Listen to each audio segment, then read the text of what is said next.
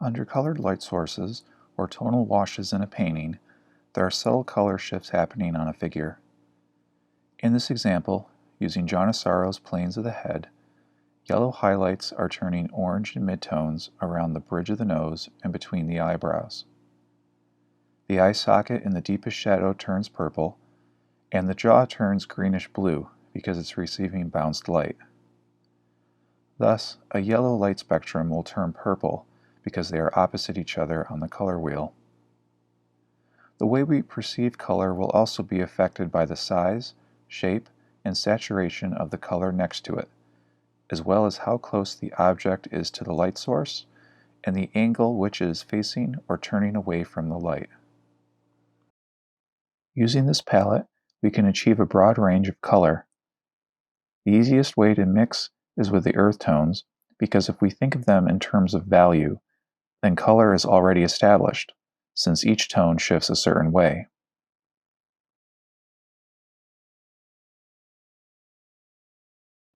When I start my gesture drawing, I use burnt sienna and will often water it down in the beginning. This allows me to sketch more freely because it's closer to the white of the paper, allows me to build up simple line weight of value, and doesn't make me feel like certain marks are a mistake that I have to fix. In this example, in addition to blocking in basic proportions, I'm indicating an important shadow shape that I find helps me render the figure fairly quickly in terms of shape instead of line.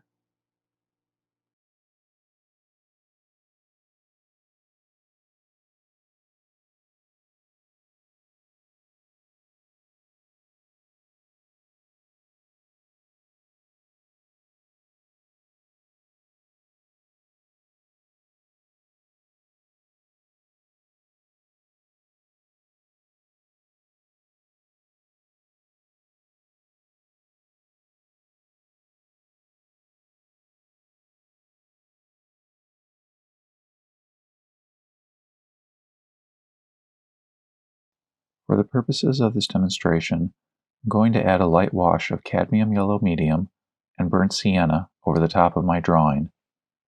This will create a unified warm feeling to the colors that I add on top and help push my values brighter. In order to balance this, I'll have to push my cool tones later on. Now I'm blocking in my darkest shadow shapes with raw umber to help create a sense of value with light and shadow. Remember to use a flat brush so that you cover more surface area and follow the planes of the body.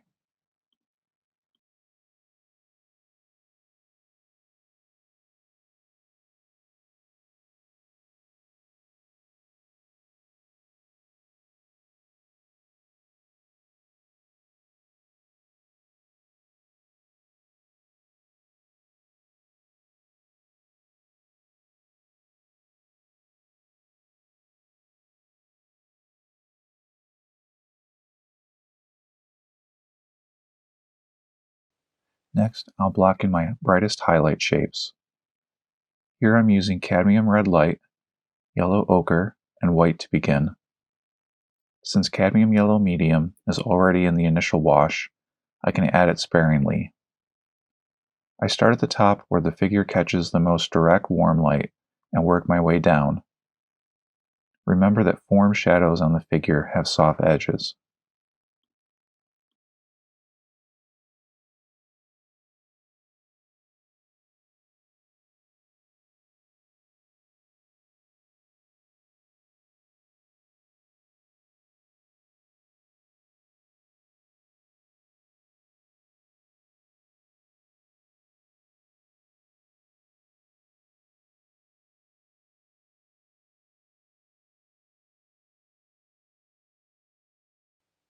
At this point, I like to block in my background so that I see how my values and color are relating.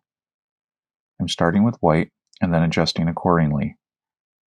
You can get opaque with the white in areas next to the edge of the figure that you want to draw more contrast to and round out the form. I'll get transparent with white in other areas that can just rest back. Notice how there are even shapes in the background. These make the figure come forward and complement the angle of the pose by helping its sense of design within the four edges of your picture plane. Now I block in other shadow shapes with burnt umber. These are areas next to and coming out of the darkest raw umber shadows. They begin to warm up because they are receiving some light. They are not quite dark, but also not that bright.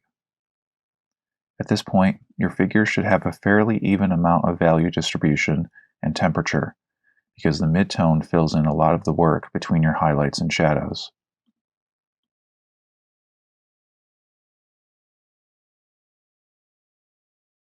Now I'm adding some cool tones with ultramarine blue, white, and raw umber.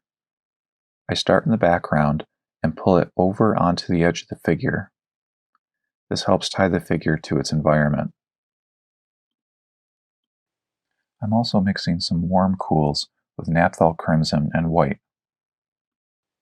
Continue refining the piece until finish, alternating between shadow and highlight, warm and cool. Be mindful of your shapes as they sculpt the form, and pay attention to hard and soft edges interacting with light and shadow.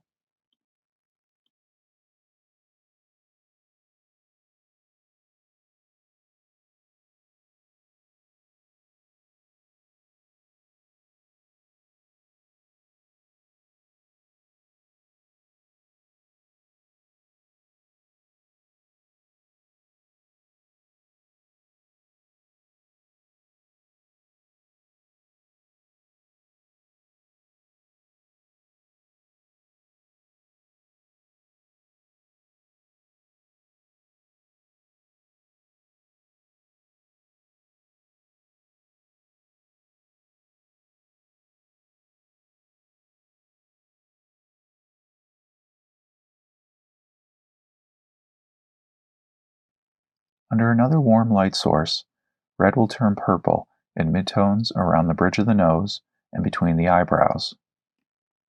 The eye socket in the deepest shadow turns yellow or green, and the jaw turns blue because it's receiving bounced light.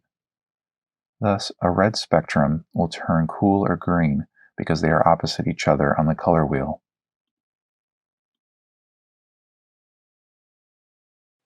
For the purposes of this demonstration, I'm going to add a light wash of Cadmium Red Light and Burnt Sienna over the top of my drawing. This will create a unified warm feeling of red to the colors that I add on top and help push my values brighter. In order to balance this, I'll have to push my cool tones later on. Continue your piece by blocking in darkest shadow shapes with raw umber, then mixing highlight shapes. After that, block in lighter shadows with burnt umber and darker highlights with raw sienna.